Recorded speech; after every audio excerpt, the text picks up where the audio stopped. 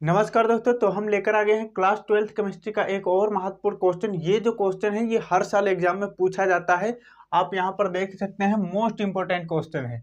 मैंने बताया था कि दो नियम है। जो पहला चैप्टर है विलियन, उसमें दो नियम आपको बारीकी से पढ़ लेने हैं। पहला है हेनरी का नियम, दूसरा राउल्ट का नियम।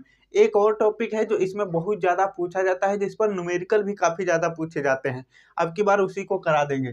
तो ध्यानपूर्वक समझते हुए चलिए। नोट करना यहाँ पर कुछ भी नहीं है, सब कुछ आपको फ्री में पीडीएफ में मिल जाएगा। पीडीएफ अभी इस क्वेश्चन की प्रॉपर तरीके की पीडीएफ आपको मिल जाएगी। तो बस यहाँ पर समझते हुए चलिए कि राउल्ट का नियम है क्या, किस तरीके से इसको एग्जाम में लिखना है, ये समझ लीजिए। तो केमिस्ट्री का है ये पहला चैप्टर, जो विलेन चैप्टर है उसका दूसरा जो क्वेश्चन कराने जा रहे हैं, राउल्ट का नियम मोस्ट इंपोर्टेंट है।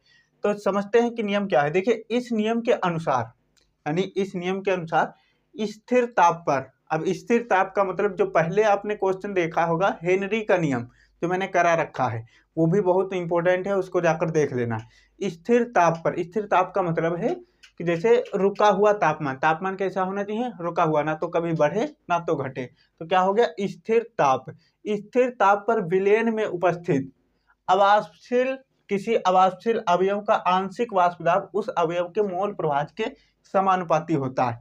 अब ध्यानपूर्वक समझिए। देखिए, कह रहा है कि स्थिर ताप होना चाहिए।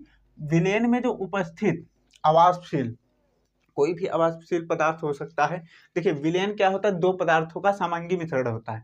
विलयन क्या होता है, दो पदार्थों का समांगी मिश्रण होता है। तो उसमें मान लेते हैं एक पदार्थ ए है, एक पदार्थ बी है। तो कोई अवाष्पशील पदार्थ है, उसका जो आंशिक वाष्प दाब है, अवाष्पशील पदार्थ का आंशिक वाष्प दाब उस अवयव के मोल प्रभाज के समानुपाती होता है। ठीक है। तो आंशिक दाब को अब यहाँ पर लिखना चालू करेंगे आगे। ये तो हो गई परिभाषा। फिर उसके बाद में अर्थात पी क्या है, आंशिक वाष्प दाब। पी क्या है, आंशिक वाष्प दाब। अब किसका आंशिक वाष्प दाब, विलयन तो दो, विलयन में दो अवयव होते हैं। अवयव यानी घुल, देखिए एक होता है विलय, एक होता है विलायक। ये मैंने बेसिक क्लास में सब कुछ समझा रखा है। एक होता है विलय, एक होता है विलायक। विलय होता है जो घोला जाता है। जैसे आपने लिया शरबत, अब शरबत बनाने जा रहे हैं आप, यानी विलयन बनाने जा रहे हैं। तो उसमें क्या क्या लेंगे आप, एक तो पानी लेंगे, फिर उसमें चीनी डालेंगे। तो जो डालकर हम घोल रहे हैं ना, उसे कहते हैं विलय, और जिसमें घोल रहे हैं उसको कहते हैं विलायक। अब ये मत बोलना कि हम बर्तन में घोल रहे हैं तो बर्तन विलायक हो गया। पानी में आपने चीनी को घोला है ना, तो वो पानी क्या हो गया, विलायक हो गया। इस तरीके से दो पदार्थ होते हैं एक विलयन में। तो यहाँ पर मान लेते हैं ये आंशिक वाष्प दाब ए का है, यानी विलय का मान लेते हैं। आप विलय भी लिख सकते हैं या ए भी लिख सकते हैं। ए लिखेंगे तो बिल्कुल आसान है। तो हम किसका मान लिए, ए का आंशिक वाष्प दाब है ए के मोल प्रभाज के समानुपाती। यही तो कह रहा है कि विलयन में उपस्थित किसी अवाष्पशील अवयव का आंशिक वाष्प दाब उस अवयव के मोल प्रभाज के समानुपाती होते हैं। यानी जिसका आंशिक वाष्प दाब है उसी अवयव के मोल प्रभाज के वो समानुपाती होता है। तो पी ए का, यानी ए का आंशिक वाष्प दाब है तो ए के मोल प्रभाज के समानुपाती होता है। ये जो एक्स जैसा दिख रहा है ये एक्स नहीं, ये काई है। ठीक है। तो ये ए का आंशिक वाष्प दाब ए के मोल प्रभाज के समानुपाती हो गया। अब बी भी होगा इसमें, यानी दो पदार्थ होंगे तो बी मान लेते हैं भाई। बी का जो आंशिक वाष्प दाब है वो बी के मोल प्रभाज के समानुपाती है। अब ये यहाँ से परिभाषा से हम निकाल लिए। अब सबको पता होगा कि जो समानुपाती का साइन है उसको हटाने के बाद कोई ना कोई नियतांक आता है। तो यहाँ से क्या आएगा जी, देख लेते हैं। यहाँ से नियतांक हटाएंगे तो यहाँ पर आएगा, ये पी ए ऐसे आ जाएगा, इक्वल टू हो जाएगा, यहाँ पर नियतांक आएगा पी नॉट ए। अब पी नॉट ए क्या है, अभी सब कुछ समझ में आ जाएगा। देखिए, ये तो सबको पता ही है कि ये ए का आंशिक वाष्प दाब है, ए का आंशिक वाष्प दाब, ये बी का आंशिक वाष्प दाब, ये ए का मोल प्रभाज है, ये बी का मोल प्रभाज। अब ये जो आ रहा है ये तो पता ही है ए का आंशिक वाष्प दाब है। अब ये जो आ रहा है ये ए का आंशिक वाष्प दाब है, वो भी शुद्ध अवस्था में। जहां पर भी नोट दिख जाए तो ये समझ जाना ये शुद्ध अवस्था को दिखा रहा है। तो ऊपर नोट लगा हुआ है तो पी ए नोट या पी नोट ए बोल सकते हैं हम। ठीक है। तो यहाँ से पढ़िए पी नोट ए या पी ए नोट। तो ये क्या है, शुद्ध अवस्था में विलय का या ए का मोल प्रभाज, सॉरी आंशिक वाष्प दाब। शुद्ध अवस्था में ए का आंशिक वाष्प दाब। तो ये हो गया भाई। अब यहाँ से क्या है भाई, काई ए है, तो ये काई ए आ जाएगा। अब देखिए, ये समानुपाती का साइन हटाने के बाद क्या आया, पी नोट ए आया है, और ये बराबर हो गया, और ये काई ए तो पहले से बैठा है, तो यहाँ पर भी वैसे आ जाएगा। यहाँ पर पी बी है, पी बी इक्वल टू हो जाएगा पी नॉट बी और काई बी। तो ये यहाँ से हमको मिल गया। तो इतना आपको आराम से करते हुए चलना है। देखिए यहाँ पर बस समझिए, नोट करने का प्रयास मत करना, ये मत सोचना कि स्क्रीनशॉट लेना है लिखें। तो लिखने का अगर टाइम नहीं है, अगर लिख रहे हैं तो अच्छी बात है, लिखने का अगर टाइम नहीं है तो बिल्कुल फ्री में मैं अभी बता दूंगा कहाँ से पीडीएफ डाउनलोड कर सकते हैं। मैंने खुद जो आपको मैं बता रहा हूँ वहीं आपको वहाँ पर मिल जाए, बिल्कुल आसान भाषा में, वो भी कंप्यूटराइज नोट, तो आप जाकर डाउनलोड कर सकते हैं। तो यहाँ तक आपने किया, अब निकालेंगे, आगे लिखेंगे कुल वाष्प दाब। ठीक है, कुल वाष्प दाब। अब ए का वाष्प दाब इतना है, बी का वाष्प दाब इतना है, विलयन है, मान लेते हैं कोई एक विलयन है, विलयन में ए है बी है। अब ए का आंशिक वाष्प दाब कुछ है, कुछ बी का आंशिक वाष्प दाब है। तो अगर विलयन का हमको निकालना हो, विलयन का निकालना हो तो हम दोनों का जोड़ देंगे तो निकल आएगा विलयन का वाष्प दाब। तो यहाँ पर है लिखा हुआ तो हम निकाल लेंगे भाई। तो कुल वाष्प दाब क्या हो जाएगा, पीटी। पीटी क्या है, टोटल, हाँ, वाष्प दाब यानी टोटल। अब टोटल वाष्प दाब किसका, भाई विलयन का, तो निकाल लेंगे पी ए हो जाएगा और इसमें जोड़ देंगे पी बी, यानी ए का आंशिक वाष्प दाब, बी का आंशिक वाष्प दाब जोड़ने के बाद हमारे पास क्या आ जाएगा, विलयन का कुल वाष्प दाब आ जाएगा। तो ये यहाँ पर निकाली। अब इसके बराबर तो ये है, तो यहाँ पर रख देते हैं। अब यहीं से थोड़ा कैलकुलेशन करना है, चलिए कर लेते हैं भाई। तो पी टी इक्वल टू क्या हो जाएगा, पी ए की जगह पर हम रख देंगे P A into P A naught into chi A और plus P B naught into chi B, ये रख दिए। अब यहाँ से हम देखिए, इसमें जो मान है पी ए का वही उठाकर यहाँ पर रखें। अब थोड़ा जो आपको ध्यान देना है वो ये ध्यान देना है कि जब भी आपको ऐसा दिख जाए, जब भी आप कैलकुलेशन करेंगे, मोल प्रभाव ध्यान में रखना है कि जब ये, अभी ध्यानपूर्वक समझिए, ये काई ए और जो काई बी होता है, यानी ए का मोल प्रभाव और बी का मोल प्रभाव, अगर इनको जोड़ देंगे तो ये बराबर में कितना आएगा, ये हमेशा एक आता है। ठीक है, अगर आपका एक नहीं आ रहा, आप मोल प्रभाव निकाल रहे हैं दोनों का और देख लेना हमारा मोल प्रभाव सही है या गलत है, तो आप कैसे चेक करेंगे, दोनों को जोड़ेंगे, दोनों मोल प्रभाव को, अगर एक आ रहा है तो 100% सही है, अगर एक नहीं आ रहा है तो गलत है। तो आपको फिर से कैलकुलेशन करनी है। तो उम्मीद करता हूँ ये समझ में आ गया होगा। अब जब चूंकि भाई chi A plus chi B equal to 1 है, तो यहाँ से अगर हम काई ए निकालें तो काई ए क्या हो जाएगा, ये प्लस का है, इसको उधर भेज देंगे तो माइनस का हो जाएगा, 1 माइनस काई बी हो जाएगा, 1 माइनस काई बी हो जाएगा।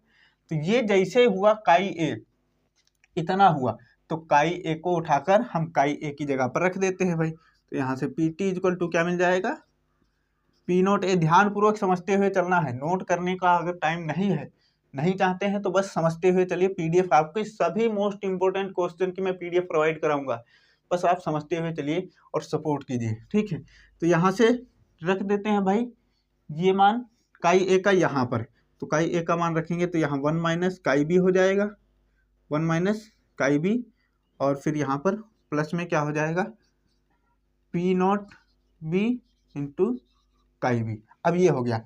अब यहाँ पर ये भाई जैसे ये आया तो हम ये जो लिखा है पी नॉट ए या पी ए नॉट, इसको गुणा कर देंगे इसके साथ। तो पहले इसके साथ गुणा होगा फिर इसके साथ, तो यहाँ पर क्या आ जाएगा, पी टी इक्वल टू, यहाँ से जब गुणा होगा तो पी नॉट ए आ जाएगा और minus P not a into chi B, ये आ जाएगा। ये जैसे आया और ये प्लस में क्या है, P not be into chi B, ये है।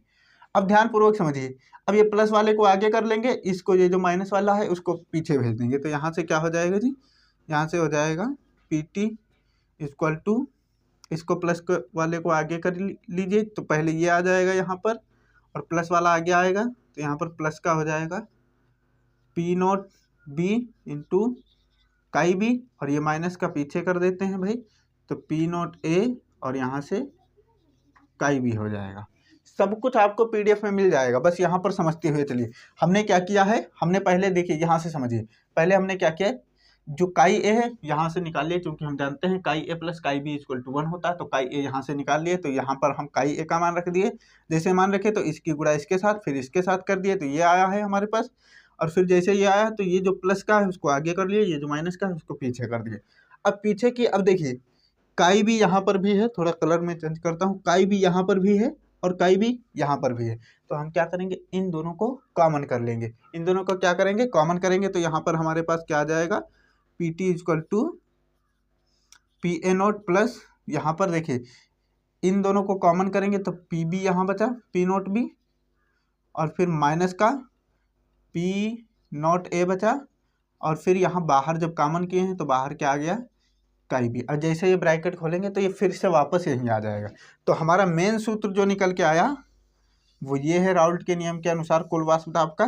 तो ये आपको देखिए इस पर न्यूमेरिकल बहुत कम पूछता है, बस आपको ये नियम पूछ लेगा, इसकी सीमाएं पूछ लेगा, और सीमाएं नियम वगैरह पूछने के बाद ये 5 अंक का क्वेश्चन हो जाता है। अगर आपने ये तैयार कर लिया तो आपके 5 अंक पक्के हो गए। तो यहाँ तक आपने जैसे किया, इसके बाद में आपको क्या करना है, लिखना है राउल्ट के नियम की सीमाएं। अब चलिए ये समझ लेते हैं कि ये क्या है, ये पीटी क्या है, कुल वाष्प दाब है, ये तो समझ में आ ही गया होगा। और पी नोट है शुद्ध अवस्था में ए का आंशिक वाष्प दाब, ये सब पीडीएफ में मिल जाएगा। ये क्या है, शुद्ध अवस्था में ए का आंशिक वाष्प दाब, और ये क्या है, ए का मोल प्रवाह, और ये शुद्ध अवस्था में बी का आंशिक वाष्प दाब। जहां पर भी नॉट लगा है वहां पर बस आप क्या कर देना, शुद्ध अवस्था लगा देना। तो शुद्ध अवस्था में ए का आंशिक वाष्प दाब, शुद्ध अवस्था में बी का आंशिक वाष्प दाब, और ए का मोल प्रवाह, बी का मोल प्रवाह। और ये तो आपको पता है ए का आंशिक वाष्प दाब है, जैसे नोट लग गया तो शुद्ध अवस्था में ए का आंशिक वाष्प दाब। तो यहाँ तक उम्मीद करता हूँ आपको समझ में आ गया होगा। अब चलिए हम समझ लेते हैं राउल्ट के नियम की सीमाएं क्या है। देखिए प्रॉपर तरीके से ध्यानपूर्वक आपको समझते हुए चलना है, सब कुछ समझ में आएगा। तो सीमाएं यहाँ पर लिख दी हैं, अब ये मत समझ लेना ये तो परिभाषा पहले से ही लिखी हुई। देखिए सीमाएं, पहली सीमा क्या है, अतितनु विलेनों पर लागू होता है। ये जो राउल्ट का नियम है ये किस पर लागू होता है, अतितनु विलेनों पर लागू होता है। दूसरा क्या है, अवाष्पशील पदार्थों के विलेनों पर लागू होता है। अवाष्पशील पदार्थ क्या होते हैं, जो इतना जल्दी जो है उबलते नहीं, जैसे मान के चलो नमक उमक हो गया। अगर आप पानी, सिंपली पानी को उबालेंगे तो क्या होता है, वो भाप में आसानी से बदल जाता है, यानी वाष्प में बदल जाता है, वाष्पशील है। और नमक उसी में डाल दें तो नमक नीचे बैठ जाता है और जो पानी है वो उबल जाता है, तो यानी भाप में बदल जाता है। इसलिए अवाष्पशील पदार्थों के विलेनों पर ही ये नियम, जो राउल्ट का नियम है, वो लागू होता है। क्योंकि यहाँ पर भी लिखा हुआ है, ध्यानपूर्वक समझिए, किसी अवाष्पशील अवयव, तो यानी अवाष्पशील पदार्थ के लिए लागू हो रहा है। तो यहाँ पर हम वही लिख देंगे भाई, अवाष्पशील पदार्थों के विलेनों पर लागू होता है, अतितनु विलेनों पर लागू होता है। पहला क्या है, अतितनु विलेनों पर लागू होता है। दूसरा क्या है, अवाष्पशील पदार्थों के विलेनों पर लागू होता है। और तीसरा क्या है, विद्युत अपघट्य जो होते हैं उनके विलेन पर लागू नहीं होता। तीसरा क्या है, विद्युत अपघट्यों के विलेन पर लागू नहीं होता है। और चौथा आपको ध्यान रखना है, उन पदार्थों के विलयन पर लागू नहीं होता जो विलयन में संगुणित होते हैं। यानी जो पदार्थ हैं जो विलयन में संगुणित हो जाते हैं, उन पदार्थों के विलयन पर लागू नहीं होता है। और पांचवा बहुत आसान है, ध्यानपूर्वक समझिए, बस लिखा इतना बड़ा है, पीडीएफ आपको मिलेगी, सब कुछ आपको एक बार पढ़ना समझ में आ जाएगा। देखिए वाष्प दाब मापन के दौरान, यानी जब भी हम वाष्प दाब माप रहे हों तब उस दौरान क्या जो तापक्रम है वो स्थिर रहना चाहिए, यानी ना तो बढ़े ना तो घटे। शुरुआत में भी क्या लिखा हुआ, स्थिर ताप पर। तो यहाँ पर भी कैसा, वाष्प दाब मापन के दौरान तापक्रम स्थिर रहना चाहिए, क्योंकि ताप परिवर्तन पर वाष्प दाब भी परिवर्तित हो जाएगा। अगर तापमान परिवर्तन हुआ तो वाष्प दाब जो है वो भी परिवर्तित हो जाएगा, इसलिए कैसा रहना चाहिए, स्थिर रहना चाहिए।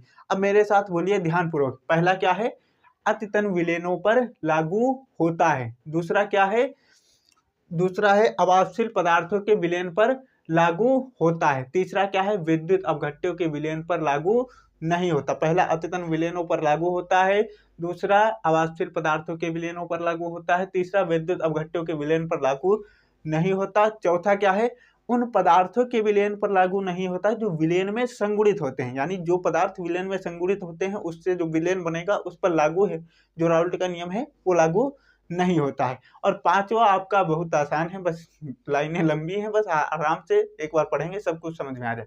वाष्प दाब मापन के दौरान, यहाँ पर वाष्प दाब की बात हो रही तो मापेंगे क्या, वाष्प दाब। वाष्प दाब मापन के दौरान तापक्रम स्थिर रहना चाहिए, क्योंकि तापमान परिवर्तन पर वाष्प दाब भी परिवर्तित हो जाता है। तो ये है 5। अगर आपको 5 याद नहीं होती तो आपको एग्जाम में अगर 3 भी लिख देते हैं तो आपका काम चल जाएगा। यानी अगर आपने ये नियम तैयार कर लिया तो सोच लीजिए आपने 5 अंक पक्के कर लिए। और ये मोस्ट इंपोर्टेंट है, मैं वही करा रहा हूँ जो हर साल एग्जाम में पूछे जाते हैं और इस बार भी पूछे जाएंगे। तो बिना देरी किए हुए, अभी तक आपने हमारे चैनल को सब्सक्राइब नहीं किया है तो सब्सक्राइब कर लीजिए।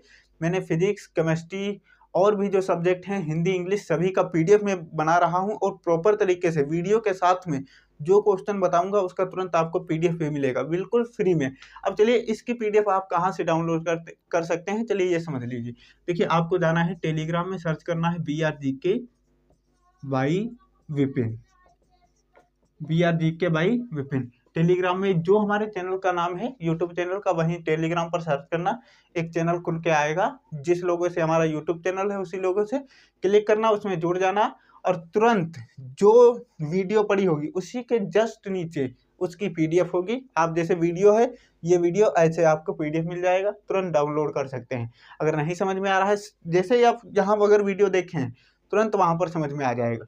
और लास्ट समय में 3-4 महीने पहले ही मैं पूरी किताबें जो हैं, हिंदी हो गई, इंग्लिश हो गई और फिजिक्स हो गया, केमिस्ट्री हो गया, इनसे जितने भी मोस्ट इंपोर्टेंट क्वेश्चन बनने वाले हैं, 50 बने, 40 बने, 60 बने, मोस्ट इंपोर्टेंट 5 अंक वाले। अब ये नहीं कि मैं एक अंक वाला उठा कर लाऊंगा, 5 अंक वाले, वो भी टू द पॉइंट पीडीएफ के जरिए आपको प्रोवाइड करा दिए जाएंगे, वो भी बिल्कुल फ्री में।